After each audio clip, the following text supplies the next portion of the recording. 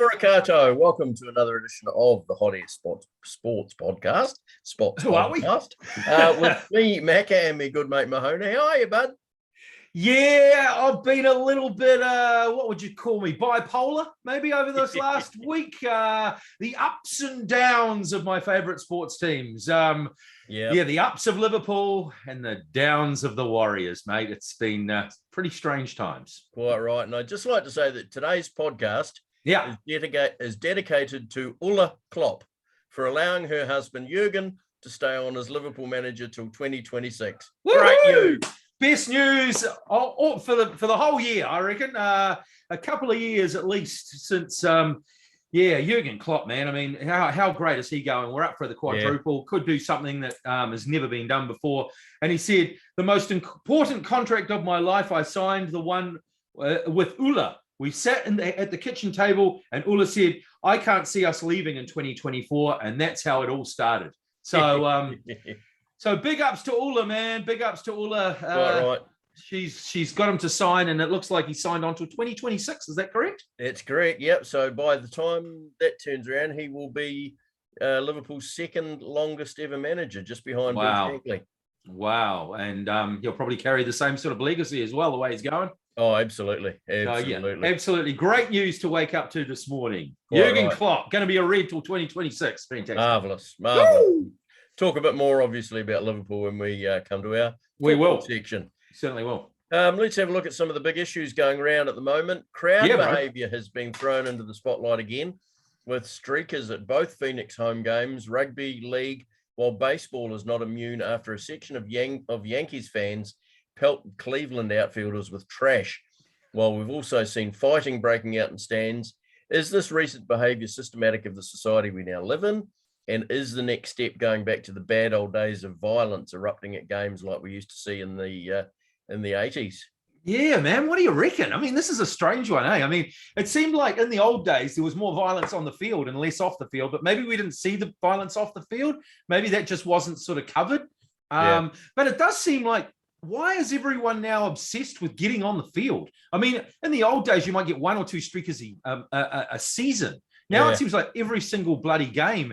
And over the NRL a couple of weeks back, there was a streaker at just about every single game. Yeah. And then the security guards started hitting back, smashed into a security guard.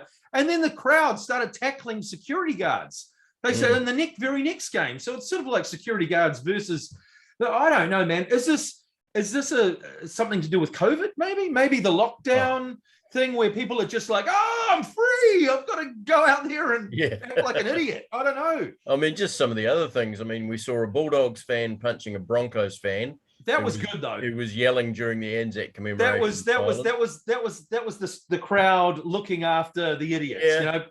Putting them in their place. There might be better ways of sorting it out, though. Probably is, but it's in Australia, mate. So what do you expect? We've seen Man City fans booing during the Hillsborough silence. That was disgraceful. Yeah, we've seen Everton fans piling on, calling Manchester United and Liverpool victims. And you also see the antics of people like, what's his name, Jarvo, who likes to sneak on the field in full kit. And he got nailed last time, though, didn't he? He did. He certainly did. We haven't seen him for a while, have we? No. I don't know whether our listeners have seen this, but Jarvo is obviously a serial pest. He always gets in the team lineups, gets stripped and all that sort of thing. And the last one was a Six Nations game, wasn't it, for England? Yeah. And he ran out to the end, and it looked like there was this security guard looking for him. As soon as he got there, he got nailed, didn't he? Got chopped down. He didn't get to line up that time. I don't know, mate. What do you think? What's your? I don't think there's one thing. I think it's a number of things. Well, yeah, I think we're going a bit soft again on the penalties. I mean, it used to be if you went on the field. I know in Australia this was the case. Yeah. If you went on the MCG or the SCG, that was it, banned for life. Yeah, lifetime ban. Yeah, lifetime ban, and coming back. And financial cost as well. I think they like $10,000 or something. So ridiculous. And you spent the night in jail. So maybe they need to get a bit tougher on these clowns rather than. I mean, because what people do is they goad somebody into doing the street, saying, there's 10 of us here, we'll all chip in for your fine. So away they go. Yeah. Maybe they should be made to be nude for the whole week. So if they're so keen to be nude at the football, then sorry, mate, you're not allowed any clothes for the rest of the week, and you have to go shopping in the nude and all that. I'm sure that would probably deter some people. Maybe. Yep. I will give credit to the young lady that streaked. I think was that a league game or it was game? The Brisbane game, the one where she got nailed, she got absolutely hammered by one of the security guards. Yeah, and all the do-gooders were up in arms saying, "Oh, you can't do that! You can't do that!" Yeah. She comes out and says, "I deserved it." Yeah, I mean, I think she knew that she deserved the medicine she got, didn't she? Yeah. I think alcohol also has a lot to do with this, Macca. Yeah. You reckon? Yeah, I do.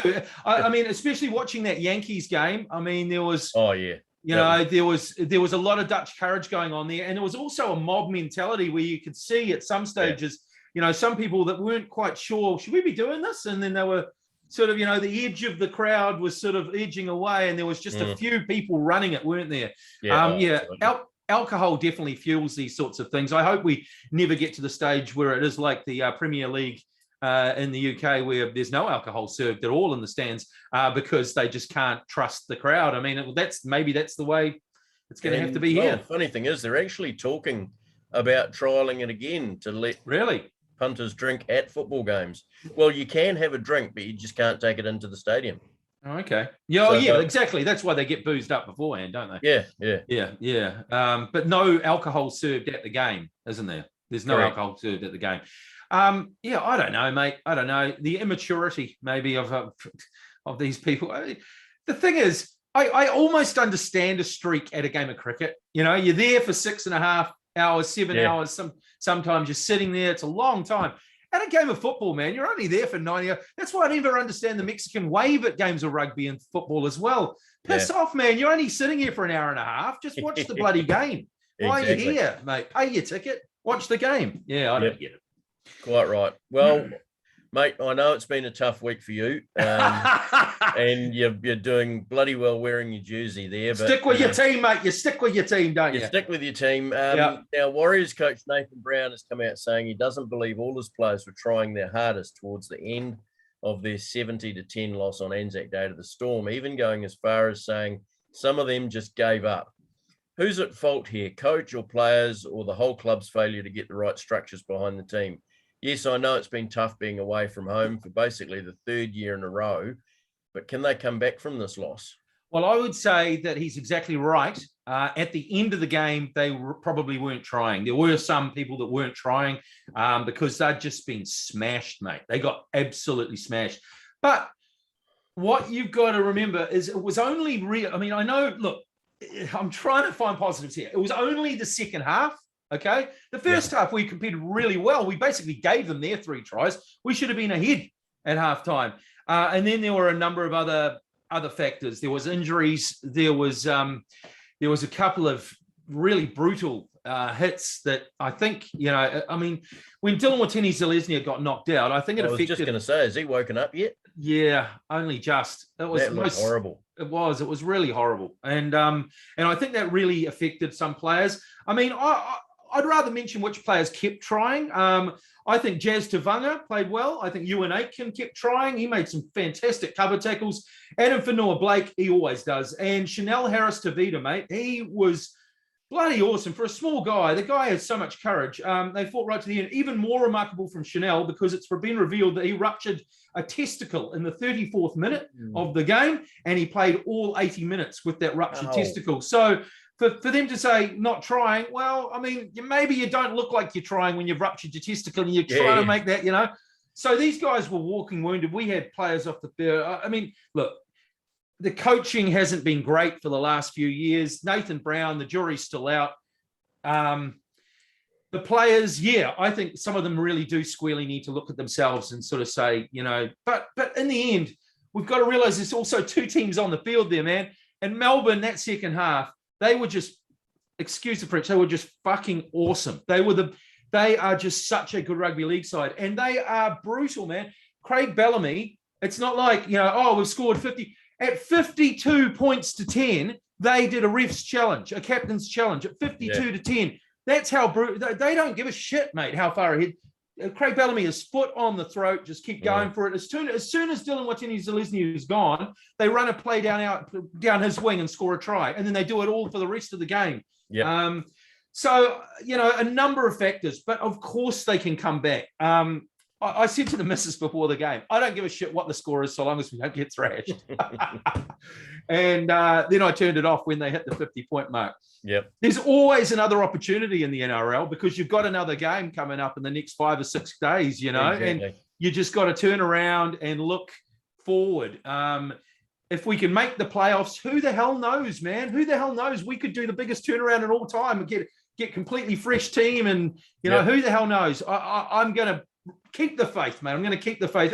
And then the final thing, I mean, I know you said, look, we can't use COVID as an excuse, but get them back to New Zealand, man. Those poor guys, they're more like, they're not the warriors, they're the bloody nomads. They've been traveling all around. They don't know where they are, Arthur or Martha, who they are. So the way to build a culture is to base them somewhere and also put them in front of a home crowd for once, mate. Doesn't even when there's a home crowd, there's more opposition fans in the crowd.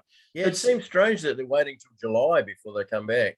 I don't know what that's all about. The NRL have decided that, and also next year, I've noticed that our chief executive's trying to get a lot of games next year. We've talked about this in in previous podcasts. Next year, even our away games played in New Zealand. It'll be interesting to see which teams decide. I mean, there's a lot of teams in the comp that have a lot of following in New Zealand. Look at the Canberra Raiders, Manly Sea Eagles. The Bulldogs have a big following in New Zealand. So play their games in Wellington, play them in Christchurch, play them in Dunedin under the roof. They'll get a good crowd down there, and it will just make this such a big difference to the game in New Zealand. So a number of things there to think of, mate, but it took me a day or two. It took me a day or two to sort of look up. It was really depressing there for a while. Yes, I've just let our audience know I did do a mental health check on Aaron on Tuesday. So I'd only just come out from under the blanket. Just to make sure he was still head under the blankets. It was a tough couple of days, mate. But I'm through it. You, mate. I'm through it. Onwards and upwards, and we'll have some more on the Warriors shortly when we go into our league segment. On quite right. Looking forward. The other big issue this week, it's a follow-on from a couple of weeks back. Mate. New Zealand Rugby's finally admitted they got it wrong after their review of the recent Black Ferns tour, with a review highlighting extensive cultural and environmental issues within the camp following an Instagram post by prop Tikura Ngata Airingamate. Good. Well, great promotion. Saying she'd only been picked to play the guitar. Now, at the time we talked about this, we did. Coach Glenn Moore was still in his job, but later that day he actually resigned. He must have watched the podcast. I think so. And he's been replaced by the Professor Wayne Smith, who I'm sure will call on some old friends to help him out with the World Cup, only a few months away. But the interesting for me was, since the results were announced, Stuff sports writer Mark Reason. Now, I don't often agree a lot of what Mark Reason says, but I certainly agree with this article. He highlighted a number of conflict of interest issues after the review board chair, Philippa Muir, lobbed a few grenades at New Zealand Rugby. Assistant coach Wesley Clark is the husband of New Zealand Rugby deputy chair Farah Palmer. Okay. Former Crusaders hooker Matt Sexton was involved in the review, while his wife Kate is former head of women's rugby development and has worked closely with former coach Glenn Moore as a 2-term Black Ferns manager. As Mark Reason says, who would want to report negatively on Clark if it were necessary when the assistant coach's wife holds such a position of authority? And finally, does New Zealand Rugby care about the women's game, or are they just paying lip service? Wow. A lot to cover there, mate. First of all, nepotism in New Zealand Rugby. Who would have thought it? Who'd have thought that, there's jobs for the boys and girls by the looks of things as well. That doesn't surprise me at all. The nepotism. The Wayne Smith thing, though, finally something we can agree with. I mean, that's a great appointment. Let's get that. Get this right. I couldn't think of anyone better. The way the guy communicates. He doesn't talk down to people, and he's just a fountain of knowledge when it comes to rugby. So if he can't get our New Zealand women's rugby team performing well, then no one can. And I think this will be the litmus test, won't it? If he can't get them performing, if they can't make like World Cup semi-finals and beat a couple of big teams, see, we're only saying semi-finals now, beat a couple of big teams on their way to getting out of the group and playing better than they did in the last World Cup. If he can't do it, then there are definite problems with New Zealand rugby, New Zealand women's rugby that need to be looked at well above, the coach. It needs to be drilled right down. We need to find out what's going on at the grassroots. What the hell's going on here, mate? Because 10 years ago, we were the number one side. It was only 5 years ago we won the last World Cup. 5 years ago, we were the number one side. Now we're getting humped by France by 50 points. What's going on, Yeah, it's interesting, too, to see that I see one of the assistant coaches is a chip off the old block. Steve Hansen's daughter, Whitney, really? Is assistant coach for the Black Ferns now. Is she now? She wasn't before. I'm not sure. I think she might have been involved. Whether she was officially an assistant coach, I'm not 100% sure. Yeah. But I'm sure she's got the she coaching can genes. give Dad a call and absolutely get a few tips from him. But by all accounts, she's a very good coach in her own right. And will work well, I think, with the professor. So I really would like to see New Zealand rugby at least try and take the women's game a bit more seriously. Yeah, I mean, they had great to see women's Super Rugby, but it was all over and done in 10 days. Yeah, I know. Come on. Yeah. And yes, I know there were COVID issues. Why not just delay it and play it now? Especially when you see what's going on with the women's game in Europe, with the England side and the French side, and just the massive resources they've put behind it. Yep. And that is the number one reason why they've gone ahead of us, is because just the money and the numbers. And we have to realize, look, we can't just go, we're just the best side in the world, so we'll just always do it. We can't do that anymore. We have to be smarter. Putting Wayne Smith in charge is the first step. But like you say, come on, from the top, there needs to be some leadership here, man. Yeah. Wayne Smith's the first step, but it's not the only one, right? Quite right. I'm as I said in that little piece there, I'm sure he'll be calling on a few friends. I won't put any names to those friends, but he's got plenty. Yep.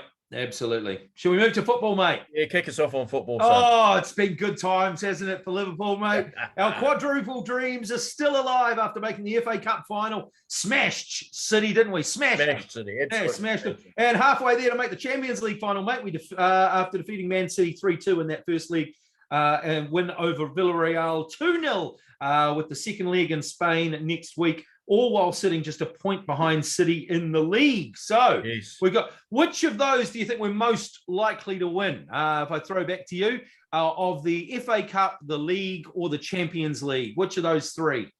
I'll probably say the FA Cup, because it's the next one along the line. Yeah. Yes, we're still going to win some league games in between and another semi-final league over Villarreal. But I'd probably put my money on the FA Cup. The problem with the league is we're relying on others to take points off Man City. So it's not in our own hands, whereas the other two still are. So if we won the FA Cup, the League Cup, and the Champions League, would you be a happy camper? Oh, absolutely. How could you not be? How could you not be? We win a treble and we win the two cups and the Champions League. I mean, that would just be phenomenal. But it's just like everyone's talking about this quadruple, aren't they? Yeah. Oh, absolutely. And of course, with Man City going out of the cup, they can only win a double now. I know. Bad luck. Yeah. And of course, they had their Champions League. Are we going to get into that as well? Yeah. That was an unbelievable game. Unbelievable 4-3 win over Real Madrid. 4-3. Just great goals in that game. It was back and forth. Benzema is absolutely on fire at the moment for Real Madrid. Just looks the best striker in the world. And it was quite funny at the end of the game. All the City players looked like they'd lost the game. Yeah, they were sort of like, "Oh, what the hell happened there? They scored 3 goals. How the hell did that happen?" The main thing is they're not away goals anymore. So that's it. A 1-0 win for Real Madrid will be enough for extra time only in Madrid. So I'm really looking forward to that second leg, because that first game, that was a great game of football. Yeah, it will be. And I mean, I guess Man City did blow it really. I mean, they were 3-1 up. They were, and they were 4-2 up, and they were 2-0 up. Yeah, and 2-0 up. So I mean, they had two goal leads three times. Yeah. But yeah, with that first goal within 2 minutes, it was sort of like, oh crikey, here we go. I know, came out of the traps, didn't they? Yeah. But Real Madrid are they just hang in there, don't they, mate? They just hang in there. They got all that experience and guile and just so penetrable up front with Benzema, man. I mean, and Vinicius looking good too down that left wing. He's quick, isn't he? He is. When he spun Fernandinho for that one on the halfway, just sucked him in, didn't he? I think whenever that happens to a player, whenever they get sucked in like that and they have to turn around and chase it, I think it just takes a little bit from them. I don't think they're ever the same player again. Yeah. I think you just, oh God, that's happened to me. Oh, it just, he made him look foolish, didn't he? But Fernandinho, to be fair, he's not a right fullback. So no, quite right. And Fernandinho's actually come out in the press and said he's not going to be there next year, which surprised Guardiola as well, which was quite funny. I thought. And what do you think of our 2-0 win over Villarreal? Oh, mate, it was by the book. The first half was sort of what I expected. They had a really low block, didn't they? And they just tried to, but our press was the thing that impressed me with that. Yeah. I mean, and just phenomenal. We just, every time they got the ball, we swarmed around. That's the thing. They had a plan, but you can't play to your plan if you don't have the ball. And we just got the ball off them. And the two goals were good. Jordan Henderson's little lovely cross, which deflected in. And then, of course, Mo Salah's pass for Sadio Mane's effort. Mane's had a bit of form, hasn't he, mate? He's on fire at the moment. To a goal scorer. He's turned into a bit of a number 9. Yeah, well, that's where he's obviously been playing while Firmino's been out. Yeah. And either Jota or Diaz have been on the left. But Diaz, another outstanding game. Yes, dude, he looks the best in the world, doesn't he? That ball that he took down, that crossfield ball, the one he took Everton. down, with the opposite foot. It was like in the air, opposite foot, just killed it dead. Yeah, it's just like, this guy is just phenomenal. He's just could be anything, couldn't he, Macca? Oh, absolutely. Yeah. Now in this morning's Europa League semi-final first leagues. Yeah, what happened? Not great results for the two British teams, with West Ham losing 2-1 at home to Eintracht Frankfurt, while Rangers conceded late to lose 1-0 at RB Leipzig. That's not a bad result away. No, so that's still got to go back to Ibrox, but West Ham, they're up against it now, losing at home, and they've got to go to Germany next week. While in the UEFA Conference League, Leicester and Roma are tied at 1-1 after their first league semi against Jose Mourinho. Yeah, that's an interesting one. Mourinho versus Brendan Rodgers again. And I saw Chelsea played Manchester United this morning as well in the Premier League. They did. Stunning result. Stunning result. 1-1 draw. Neither side in good form at the moment, are they? No. No, that's all the comment he's got with that one. Nah. Yeah, we've talked about the top two. Where's the race for fourth place going? Looks down to the North London rivals, doesn't it? Spurs and Arsenal. I've been changing every podcast. I mean, Spurs, Arsenal, Spurs, Arsenal. I got no idea who's going to win this. Who's going to finish fourth. Toss a coin, mate, because every time one team goes on a run, the other one drops the bundle, and every time the other one drops a bundle, the other one goes on a run. So who do you think, mate? Current situation, the Gunners are holding a 2-point lead over Spurs, but they meet in a couple of weeks, so that'll be a real 6-pointer. Yeah, you've got United; they're out of it. They're 3 points back, and they've played 2 more games than both Spurs and Arsenal. Drawing with Chelsea this morning, with West Ham a further 3 points back. The last 2 games that Tottenham have played, though, Son and Kane have not had 1 shot on goal. Yeah, which is crazy. That's a crazy statistic, because the game before that they scored 5. Even though Kane didn't score 1, he got 3 assists or something. But yeah, absolutely nuts. They seem to just be flying, and then all of a sudden they stop. Yeah. Maybe it's because Conte's sounding out PSG for a job. Looks like there might be a managerial swap going to happen between PSG and Spurs. Conte maybe Pochettino heading back to Spurs. You reckon? Who knows? Anyway, What's happened down the bottom? Bottom three has been turned upside down, isn't it? Burnley winning 3 on the trot and drawing 1, while Everton have dropped into the bottom 3 after losing 3 of their last 5 games. But that's all the refs' fault, of course. Well, Watford and Norwich are running out of time, aren't they, as well? I think we'll talk a bit more about Everton shortly. Yeah. But yeah, they're struggling, aren't they? They are, mate. They really are. Everton, I mean, I've been saying for weeks, really, that I think they're basically in major trouble. Just looking at their fixtures, you just look at their fixtures, and I just cannot see where they're going to win a game. Yeah. And then, of course, Manchester United came along and they got some points out of them. That's sort of, everyone can get points off Manchester United at the moment. I mean, I did see something the other day. What was it?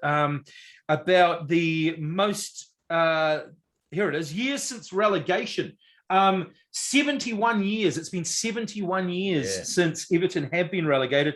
Liverpool 68 years. So actually it's longer that Everton haven't been in the Premier League than the only other 2 teams with a longer record are Arsenal with 109 years. But 71 years since they've been out of the first division.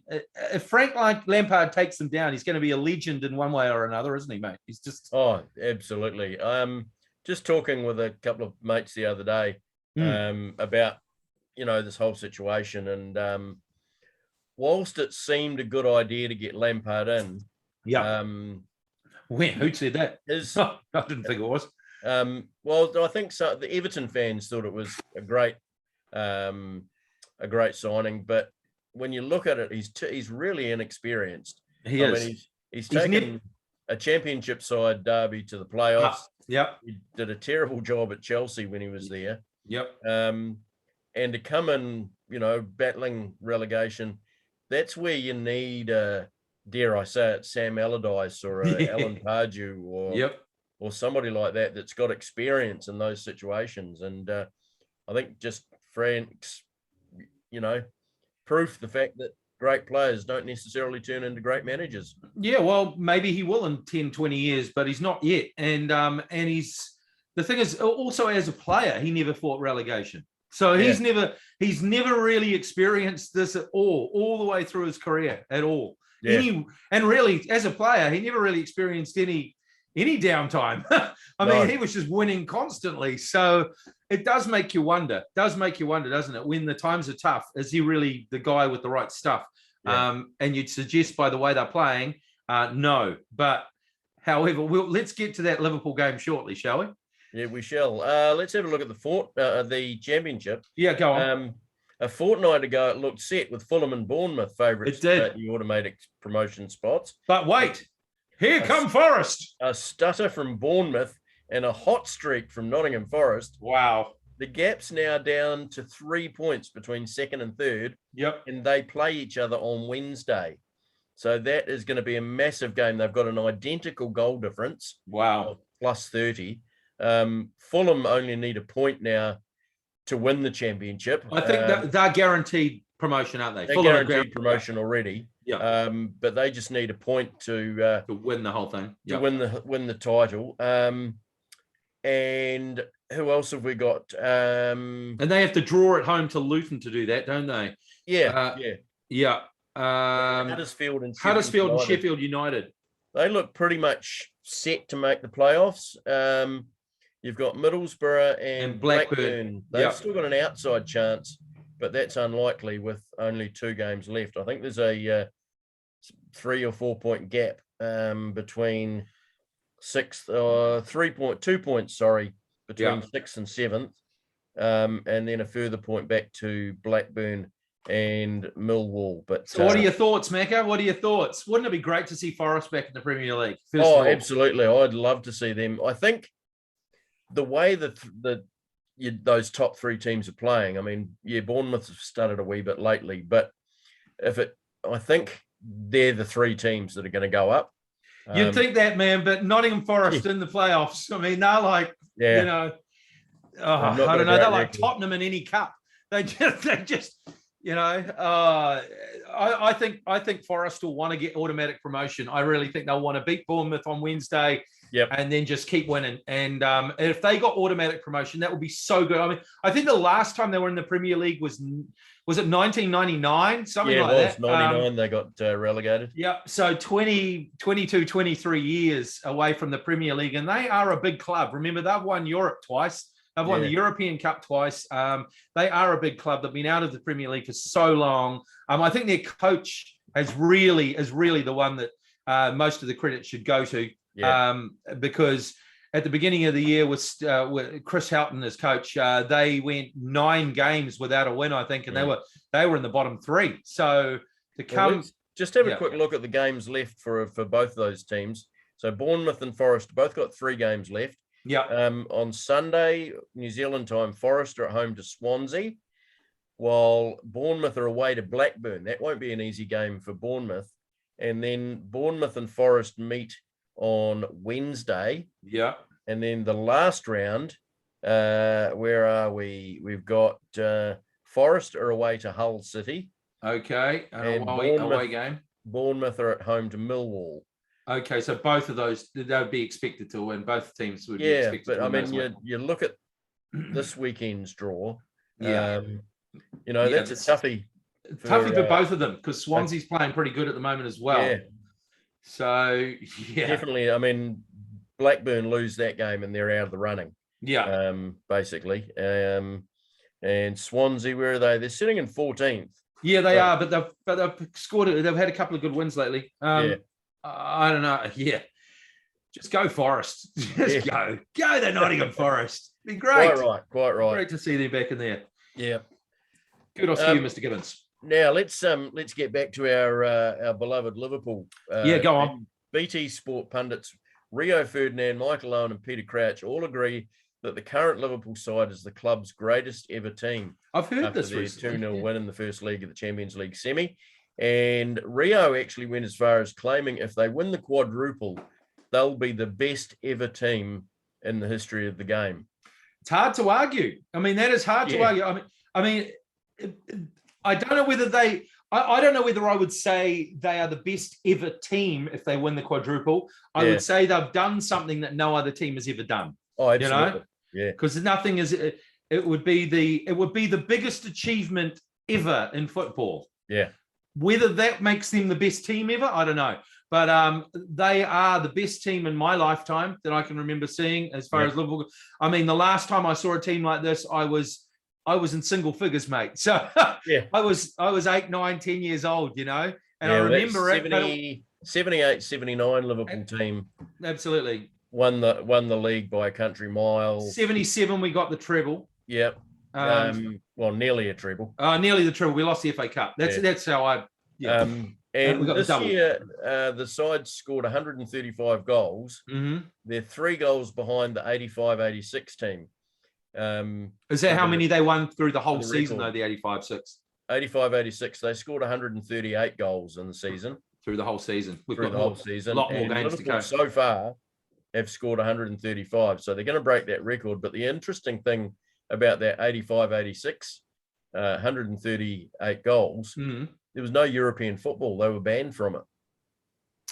Yeah, which means that's a lot of goals in the league and cups. That's a hell of a lot of goals. And that was the year they won the double. Wow. When they they won the league with Kenny Dalglish's goal against Chelsea and beat Everton in the FA Cup. FA Cup. Yeah. They were great teams. I mean, I've heard also a couple of pundits sort of say if you put that team, the late 70s, early 80s team against the current team, that they would get absolutely smashed. And I'm like, of course they would, because it's a different game now. Yeah. But if you gave them similar, if they lived in the same time, I don't know, man. And all those players are 60 and 70 years old. There was I saw a great joke the other day where was it Ian Rush, I think, was asked that question, wasn't he? And he said, "Oh no, we'd definitely win." And they said, "Well, why they'd probably win." And they said, "Why are you so sure of that?" Well, we're 60. These two. We're only win 2-0. Why only 2-0? Well, we're all in our 60s. Yeah. It is an interesting discussion point. It's probably, it's just something for talk around the water cooler, really, isn't it? Though I mean, you can't really do it. But I mean, mate, isn't it a great time to be a Liverpool fan? That's the truth. That's the truth. It's such a great time to be alive if you're a Liverpool fan. Now, the Merseyside derby against Everton. Okay, here's a few stats for you. Blues had just 17% possession. Midfielder Alan made only 6 passes all game. He's a special player. And 2 of those were kickoffs. That's right. Those were 2 completed passes. The other 4 passes weren't complete. Yeah. So 2 completed passes, those were the kickoffs. Yeah. So well, Thiago Alcantara made 129 passes, while the whole Everton side only completed 50 more in the entire game. That's nuts, man. And that's the official Premier League stats that I looked up yesterday. They really did. I mean, they played like Atletico Madrid, didn't they? They played dirty, they played rough, they played slowing it down from the 30-second mark. I mean, Pickford was a disgrace. Oh. But one of the best moments of the match was Alisson Becker mocking him at the end of the game with his 4-part fall. It was like 1, 2, 3, 4. It was fantastic. They were just an absolute disgrace. But people were saying, what else are they supposed to do? Go there and play head to head. Well, a loss is a loss. I mean, I think you can't win the game if you don't score a goal, Well, you didn't see those antics from Villarreal. No, you didn't. Yes, we saw a few players falling over when they'd been touched, but not the rolling around on the ground. It wasn't. Well, they don't have Richarlison. That guy was time wasting. Richarlison's an absolute disgrace. The way that guy gets touched by a feather and makes out he's been smashed by an anvil or something. He's just an absolute disgrace. I'd love to get him at the bottom of an All Black ruck. Well, that's the thing, isn't it? I mean, footballers go down when they get the slightest touch around their head. Just a tiny little brush. And you see how many concussions did Richie McCaw have during his career? And they look like Dylan Watene-Zeleznia. They hit the ground and they don't move. They look like they're dead. Yes, I love football. I absolutely love football, but all that crap that goes on really, it does actually turn a lot of people off the game. That is why that Manchester City Real Madrid game was great, because it was just both teams just went, screw it, let's just play football, Yeah. Those are the games that are the best games. Like when Liverpool played Leeds last year and we won 4-3, or some of those games where both teams just go, fuck it, we're going to attack, and I just go, this is why I love the game, but when there's just that shithousery of epic proportions, I mean, Simeone, I mean, that's obviously the game plan that Frank went for. So maybe he is more mature manager than what we give him credit for, because he came in with a game plan. But... Maybe not. Well, we've been talking about it for the last couple of podcasts, but it's finally happened. What's that? Ajax boss Erik ten Hag has the unenviable task of resurrecting the good ship Man United after signing a 3-year deal to become their 10th manager in 10 years after the retirement of Alex Ferguson. Yeah, lucky what a job has he got? Dead man walking, mate. No idea what he's getting himself in for. I give him 2 years at the most. I mean, regardless of how good this guy is, I just can't see it making any difference. It has to start from the top, I mean, it has to be the ownership, then the chief executive, then the director of football. All of that needs to change before you're going to get any change down the bottom. If he does, I mean, good luck to him. If he gets them, starts getting a tune out of them, what they probably need as far as a team goes is to be 6th, 7th, 8th for a year or two, so they can work on things, get a new team in, get youth in. But I just don't think that the people at the top are going to allow it. The fans aren't going to allow that. So it's just a never-ending cycle. Yeah, I mean, they all go on about what a great manager Jurgen Klopp is, but I mean, his first 2 years. Yep. The year he took over, we made the Europa League final. Europa League, got beaten in that. The next year, we didn't qualify for Europe. No. And so he got to work with those players off the field a little bit more, and that meant that we could play. And then we got bloody close to Manchester City, because we didn't play in Europe. But it took us 3 years. Yeah, and he signed the right players. Recruitment is so important. You don't go out there and go, oh, this will be great for brand exposure or selling shirts. You go, this is the piece we need in this position so that the rest of the team can function. You've got to find the right players. I don't care if they don't get any of this right, though. I really don't. Oh, no, neither do I. It was interesting. I heard Gary Neville the other day. And I'm not a big fan of his, and I'm not a big fan of. In fact, I dislike Manchester United immensely. But he was saying that the owners, the Glazer family, took £26 million out of the club. Yep, that's what they do. Dividend. That's what they do. They take it out every year. Yeah, just for a little bit of pocket money. Yep, but I mean, their team's in a pile of shit. Yep. Their stadium is starting to fall apart. Yep. Do you think that Fenway Sports Group would do that to Liverpool? No, they wouldn't. No, I'm not a big fan of Fenway Sports Group. I'm not a big fan of Fenway Sports Group, but at least I think they've got their eye on the sport. Yeah. The Glazers have got their eye on the check, on the bottom line. They just look at the bottom line and go, oh, we're still doing good. We sold billions of shirts. We signed Ronaldo, and look how many more shirts we've signed.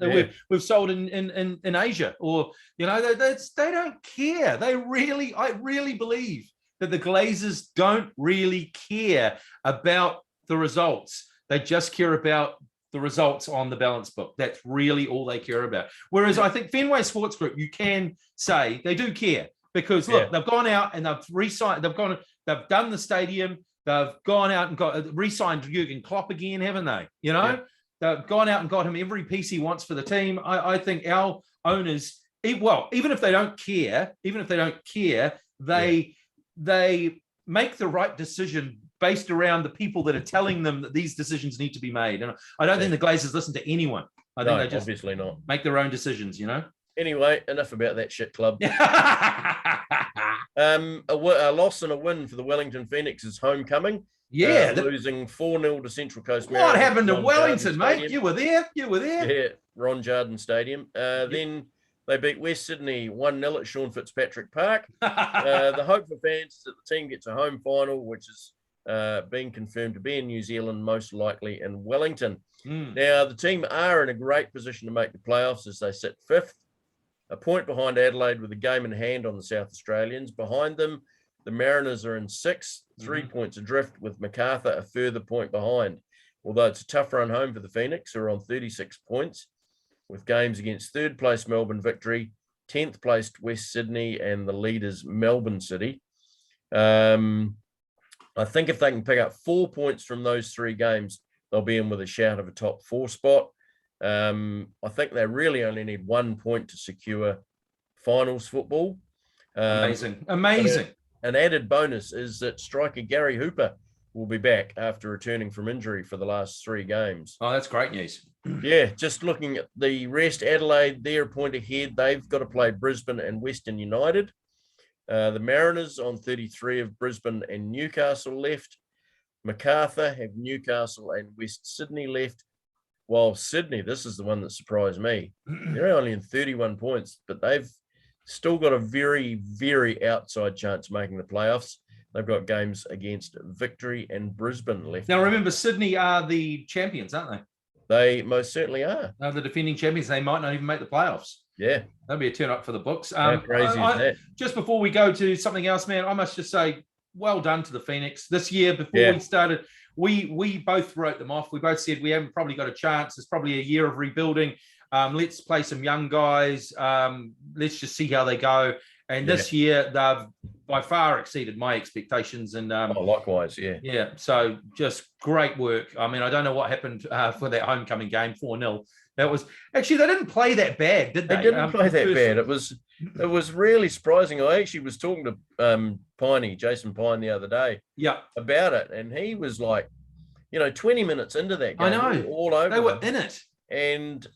But as soon as we conceded, just, those 2 goals before halftime, it was one goal before halftime and then one just after it. Sort of the the heads seemed to go down, and that was it. But, in the second game again at Eden Park, I mean, I hate to mention Atletico Madrid again, but we didn't do the shithousery. But I mean, we definitely had the low block there in that second half, mate. We were holding on for everyone. I mean, it was just pure guts that got them through, I thought, at the end there, and they needed those points. They really, really needed those points, and they got them. I think the crowd helped them too, didn't they? They certainly did. Yeah, good crowds at both games. Yeah, great to see. I think they had it was 18,000 at Ron Jardine Stadium, and about how many at Sean Fitzpatrick Park? At Sean Fitzpatrick Park. Nice. It's great. It's great to see, football back and getting good crowds. Quite right. Okay, is it time for me to purge myself? We've heard about the Warriors. What's happening around the rest of the NRL? Okay, let me just go through a couple of things before we. Okay, after having been in perhaps my best ever mood regarding the team the last time we spoke, Macca, the Warriors, after 3 straight wins last time, the fog of reality and depression has descended on my club once again. Yeah. An honourable loss to the Roosters away at the SCG 22-14. That was a good result the week before last, where there was some terrible refereeing and bunker calls. Left me fuming. I was very, very red after that result. Those calls were just shocking. I was only left to fume at the players and the coaching staff after the team were flogged on Anzac Day 70-10 by the Storm. They were in the game at halftime. This is what we were talking about earlier. 16-10. They gifted the Storm 3 tries courtesy of an intercept pass by Sean Johnson and some butterfinger handling from rookie wing Ed Cossey. He just had an absolute mare of a game. It reminded me a lot of Manu Vatave all those years ago. When he played the Eels and he just could not take the bombs, and Ivan Cleary yanked him with a few minutes to go. If Ed Cossey continues, I mean, I don't know what Manu's done off the field since then, but I mean, you don't want to get on the phone to Manu and ask him how you get out of this thing at the moment. But you could say, look, mate, go back, do some work, come back. He's definitely got some skills, but he had a shocking game. After half-time, mate, it was just a sickening head injury to Dylan Watene-Zeleznia and a Josh Curran injury, who had limped off with a knee injury. The Storm showed absolutely no mercy. They went down his wing at every opportunity to score 4 tries to mulleted fullback.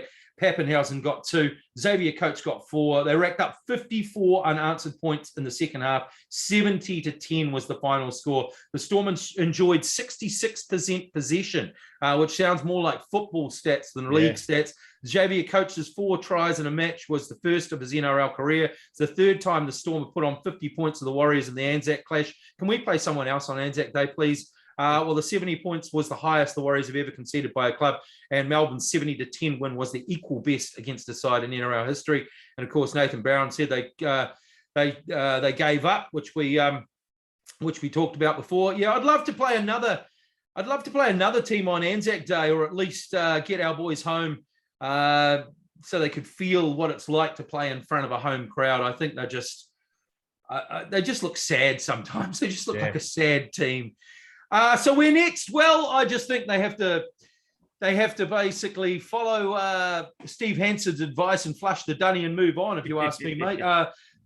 The great thing about the NRL is that you don't have to wait long for your next game. The Warriors now back at their adopted home ground of Redcliffe for a game against the struggling Raiders tomorrow night. So, we could get back on the winning road tomorrow night. The Raiders aren't looking too flash at the moment.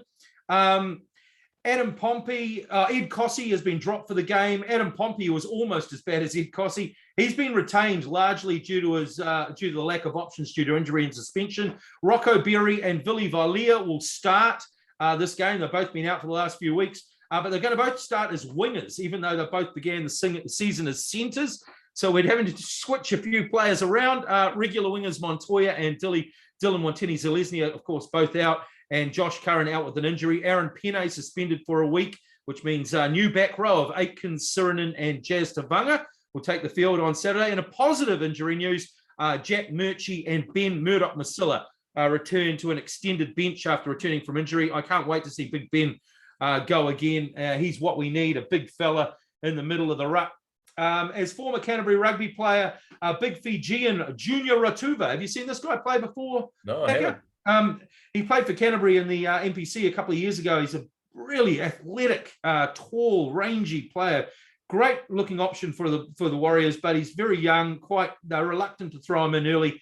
He's still learning his game, but he has made the extended bench, as our newest player, a guy called Dejan Asi. Dejan Asi. Initially, he's from Christchurch, this boy. The Warriors have signed him from the Cowboys. They signed him on Tuesday. He's a half, and he's going to provide cover in the halves as Cody Nikarima is out with COVID. So there you go. Lots and lots of changes to the Warriors.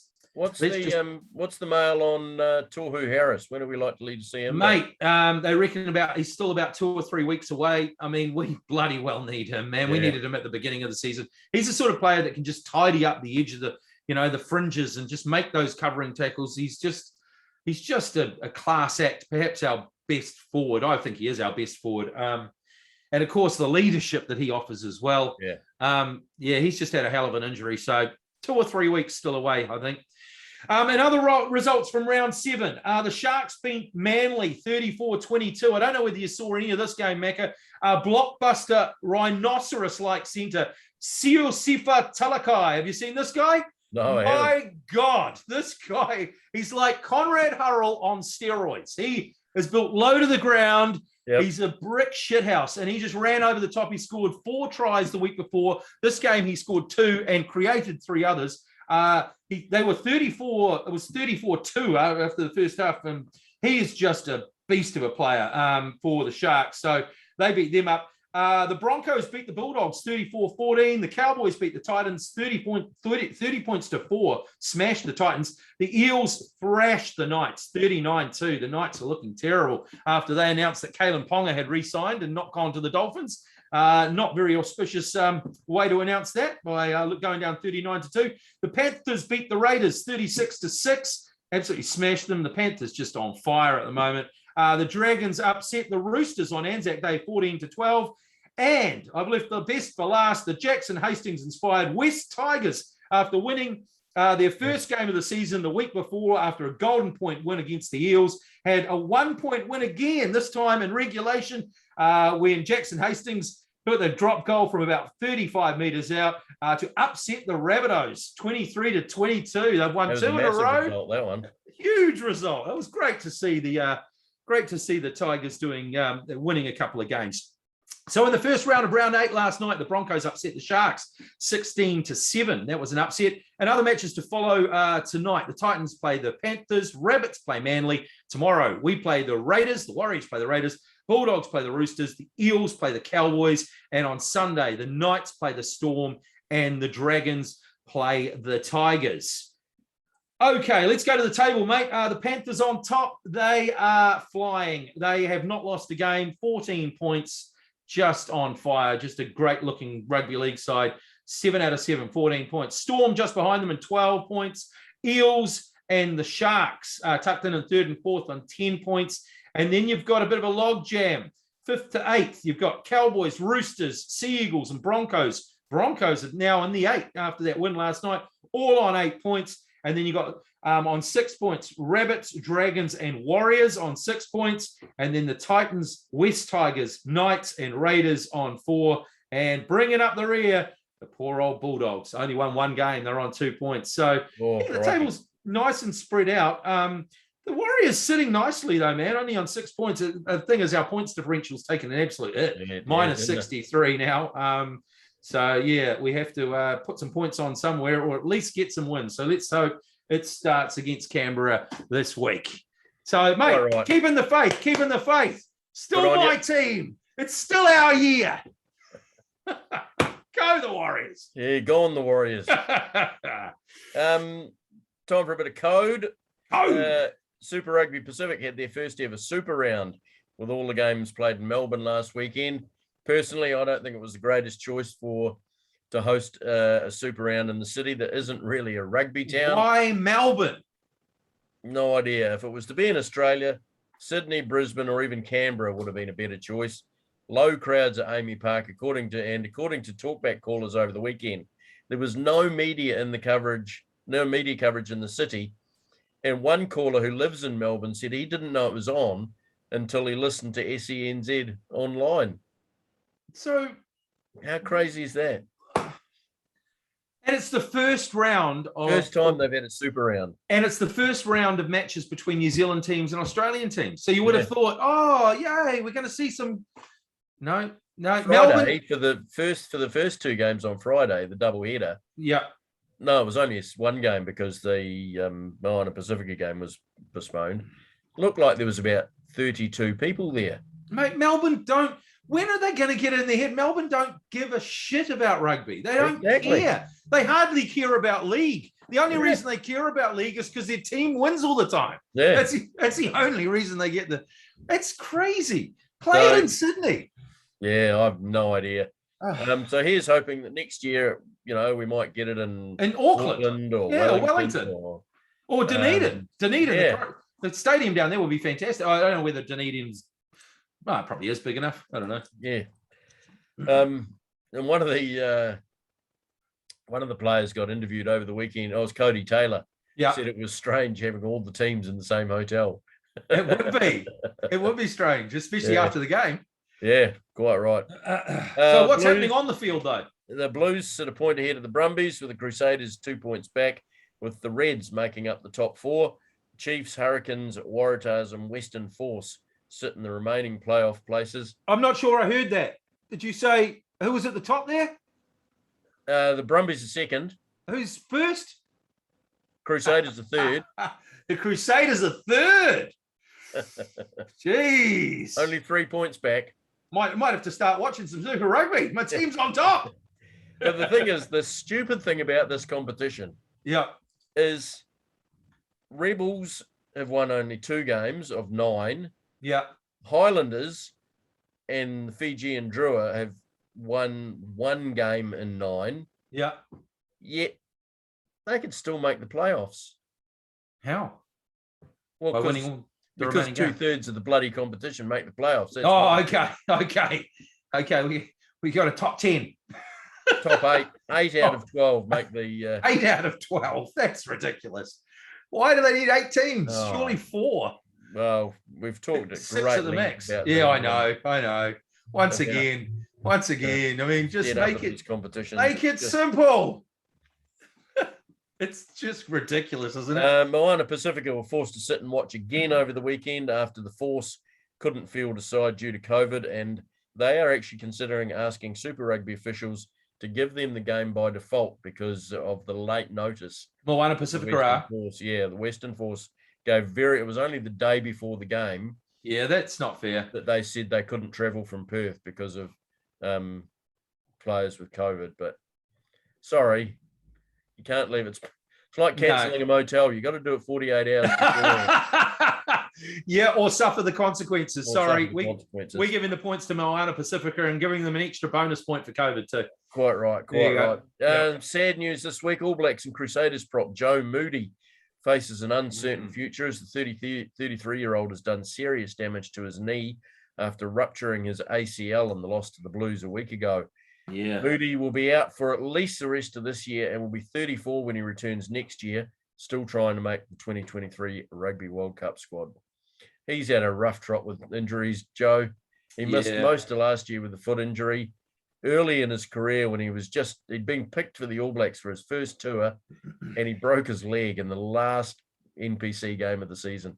Yeah, I mean, some people just are unlucky, eh? Oh, he's just one of those guys, and you'd have to think 33 years old, mate. I mean, ACL. Well, he is a prop.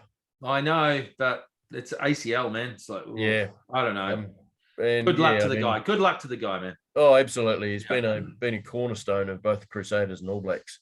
Absolutely. For the last, 7 or 8 years. Absolute stalwart. All the very best, Joe. Big Joe. Get well soon.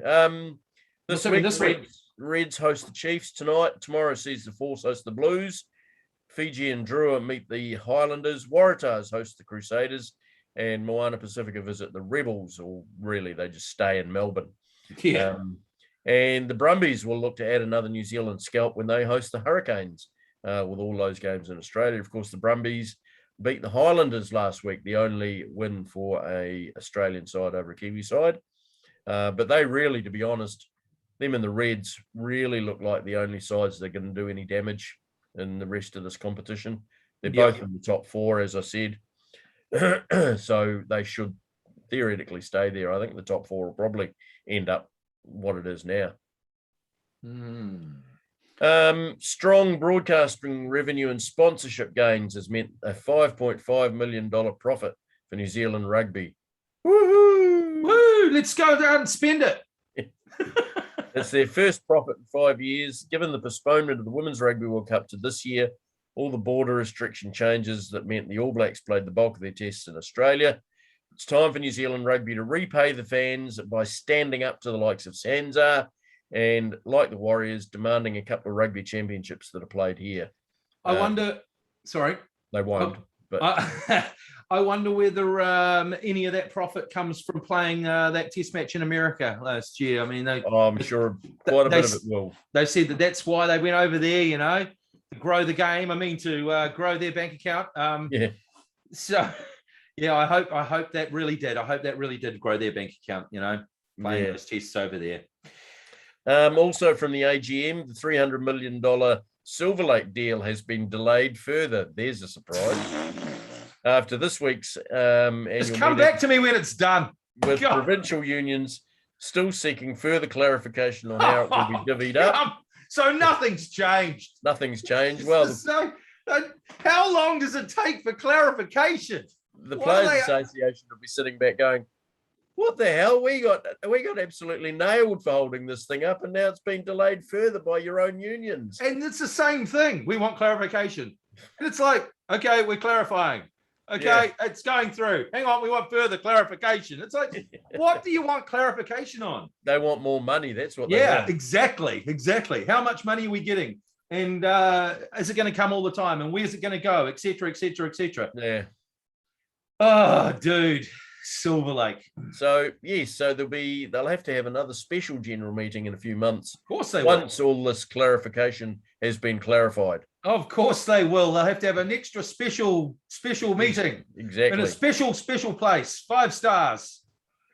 This year's test schedule has been released, with Ireland to play a 3-test series in July in Auckland, Dunedin and Wellington. Nice. With 2 rugby championship tests against Argentina and Christchurch and Hamilton, while they will play a Bledisloe Cup test against Australia in late September. And, of course, every other test that we play this year will be in another country.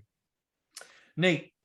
Yeah. The Black Ferns have also got 4 tests lined up against Australia, Canada and the United States, with a further game against Australia and Christchurch just before the World Cup. Yeah, I don't understand this rugby championship thing. We get tests against Australia, 2 tests against Argentina here, which is like having tests against Italy in the Six Nations. And we get 1 test against Australia, and the rest of the good games are overseas. Yep, 2 tests against Australia and both tests against South Africa. Over there. Why? Because the New Zealand rugby's got no balls and won't demand that games be played in New Zealand. It's just crazy. So we're going to travel over to South Africa and play both tests. So how, once again, okay, most of the time I look at, championships and tables and all that. It has to be a fair, you're home and away. It's a fair competition. How is it fair us playing 2 tests in South Africa? And how is it fair for Argentina that they play 2 tests over here? Well, because last year, both tests against South Africa was supposed to be played here, but ended up in Australia. Yeah.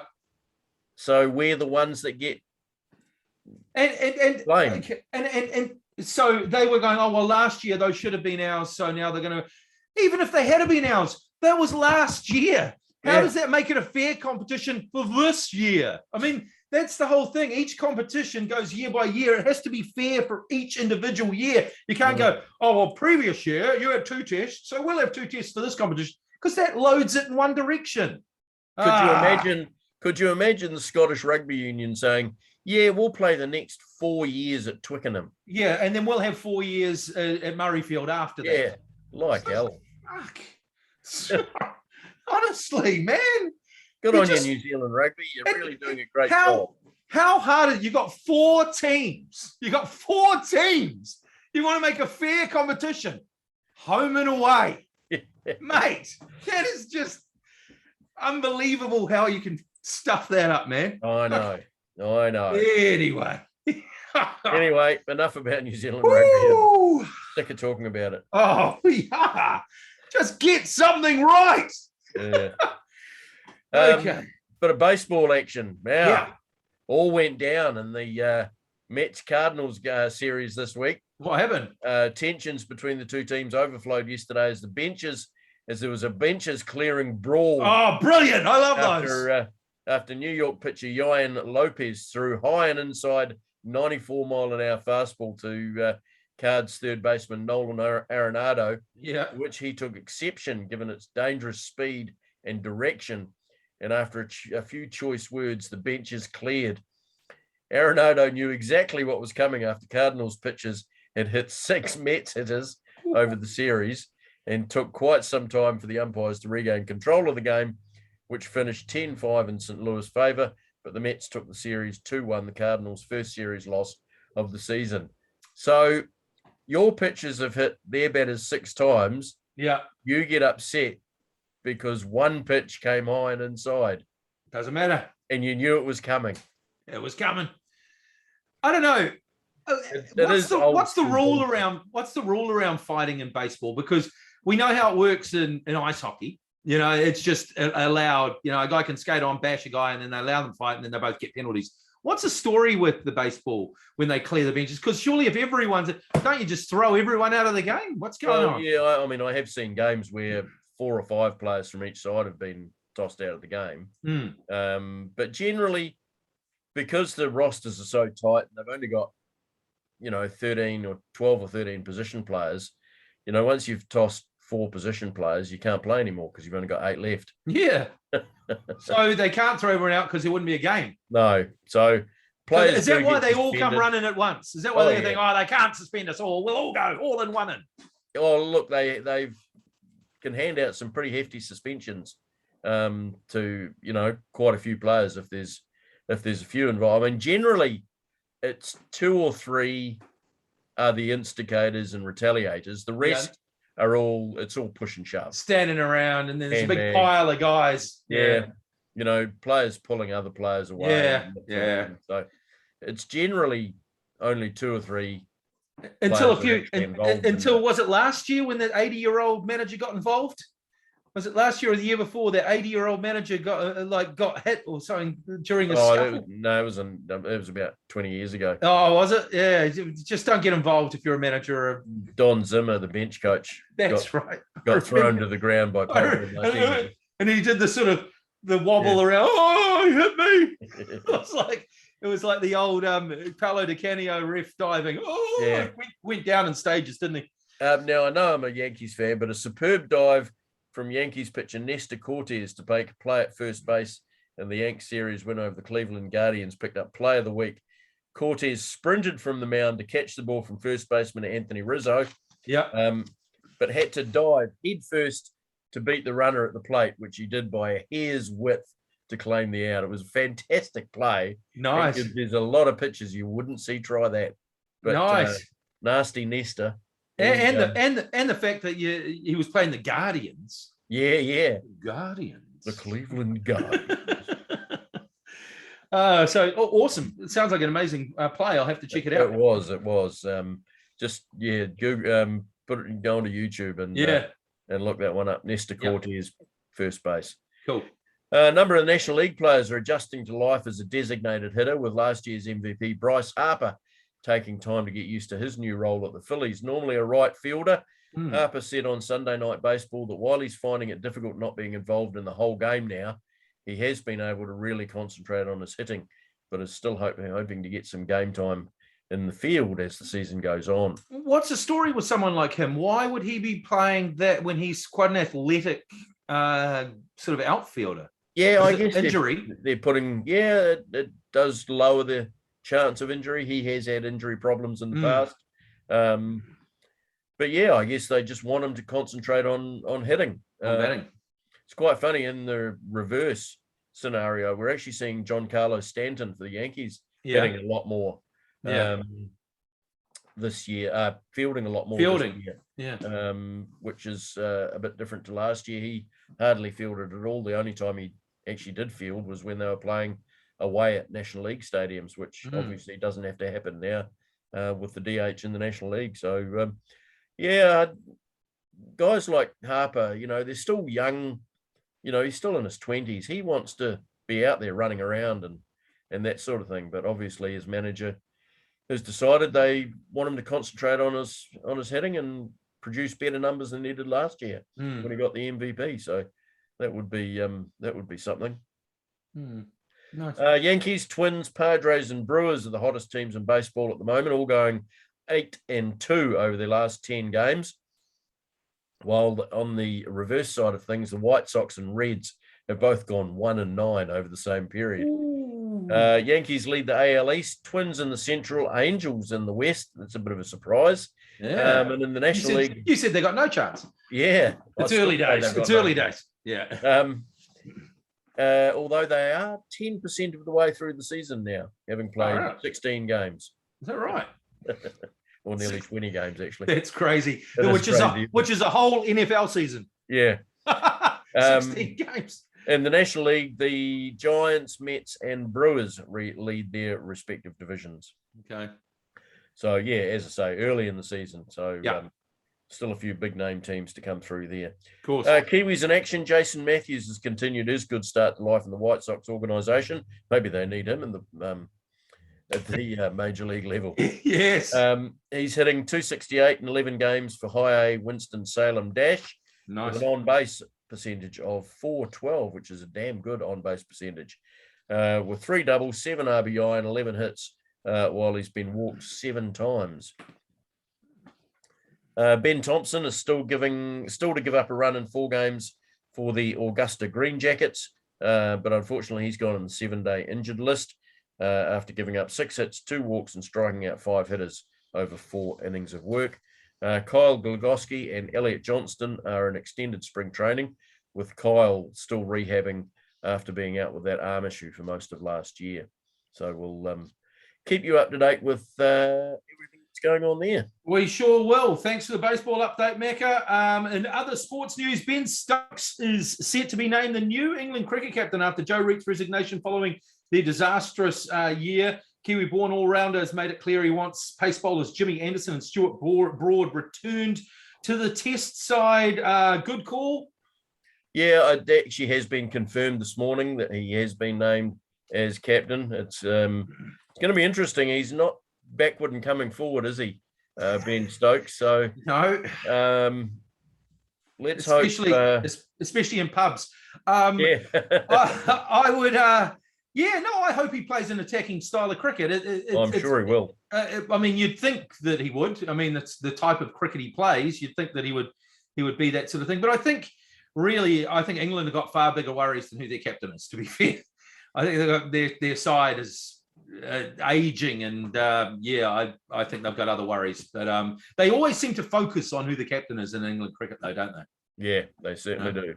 Well, the captain's always named before the rest of the team. So yeah. I remember back to the days of when Ian Botham, Mike Brearley was captain. Oh, Mike Brearley. God, you've really gone back.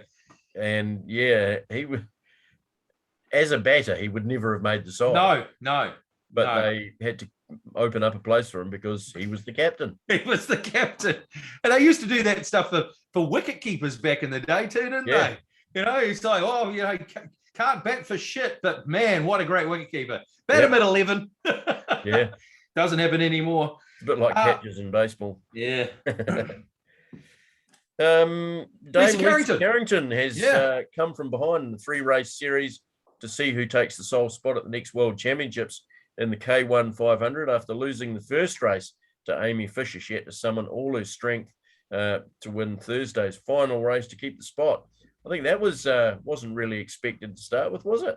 No, not really. But she's just a champion, isn't she? She's making other athletes great. That's what she's doing. She's driving on other athletes to be great, and they're all looking up to her. She's going to create a whole generation of kayakers and women sports people in all sports, I think. She just inspires young Kiwi sports people, I think. Yeah. That Amy Fisher's got an interesting story behind her. She withdrew from the high performance squad a couple of years ago over over some issues that we've seen in other women's sports in recent years, i.e. rugby, cycling, all that sort of thing. So technically, she's actually not in the New Zealand canoeing high performance squad at the moment. So if she'd qualified for that spot, that would have been interesting. But there is talk going around that they're going to pair her up with Lisa for the K2 500. Why wouldn't you? I mean, they just look, just an absolute champion. Not that I know much about kayaking, but it's an interesting, story. I mean, I think it's great when someone is in obviously different circumstances, but almost akin to the Shane Warne thing, where he was in the high performance thing and they couldn't, he ran off. And the next thing he goes in on the Australian side and they're all trying to claim, he came from the high performance. It's like, well, did he? It's a bit like her, really. She's gone off and done it herself. So even bigger kudos to her, and in fighting news, mate, did you see this heavyweight fight? Tyson Fury. I saw the end of it. Dillian White didn't. God, what an uppercut.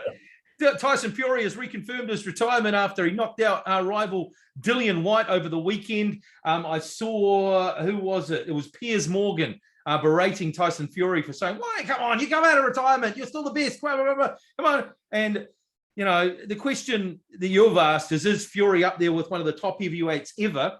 The first time I saw him fight, or in a big fight, was obviously that Klitschko fight. And I thought that was an awful heavyweight fight. There was just arms and things everywhere. It was tying up. And I thought, God, this guy's awful. And then he won the heavyweight championship. And then he went into his depression. And then he's impressed me a hell of a lot since all of that, man, the way he comes back. And for a sport like boxing, where there's a whole lot of shit talked, he talks a whole lot of sense. He just gives it straight. Hey, he goes, "No, what the hell are you talking about? This is he just gives it straight." And I love that. And he just gave it straight back to Piers Morgan and said, "No, why would I retire? Why would I come out of retirement? I've got plenty of money. It's a dangerous sport. You saw that on Saturday. You saw how he ended up. I don't want to end up like that. I'm finished." And I'm like, wow, good on you. That's class, man. That is a class act. Even if he isn't the best heavyweight fighter I've ever seen, he's perhaps the most intelligent based on all that. So good on him. Good on Tyson Fury. So is he up there with some of the top heavyweights you've seen? Well, mate, he's massive for a start. He's the biggest. If you saw Muhammad Ali, who's probably about my size, fight Tyson Fury, it wouldn't seem like they're in the same weight thing. So it's so hard to compare Tyson Fury to someone like him. No one has ever been that big until Klitschko and those guys, and that was sort of 2000s. Before that, people were smaller. So it's hard to say. Obviously, I think Muhammad Ali's a better boxer, or Mike Tyson's a more brutal puncher and all that sort of thing. But Tyson Fury, man, he can keep people away because he's so big. Yeah. So who knows? I'd love to see him fight some of those other guys, but you'll never see it. Well, it's one of those hypothetical arguments that you can toss around the water cooler. But what do you think? Oh, I think he's certainly in the discussion. And I agree with everything you've said. Muhammad Ali technically is, the best boxer I think I've ever seen, regardless of size. Mike Tyson, just an absolute brute. Yeah, still is. If you're traveling on a plane. Still is traveling on, But I think he's certainly up there in the discussion. Has to be. He's not the top heavyweight ever, but has to be. Just the way he can keep people away with that big. I mean, you must be standing 6 feet away from him when he's just jabbing. Just that jab, just keep you away. So he has to be up there. Quite right. Shall we get into some odds? Give me some odds, mate. I want to make some money this weekend. Give me some hot air best bet of the week. Okay, my best bet of the week this week is an opportunity to double your money. Nice, like it. Brumbies against the Hurricanes. Brumbies are paying $2.05. Okay. And this game is in Canberra.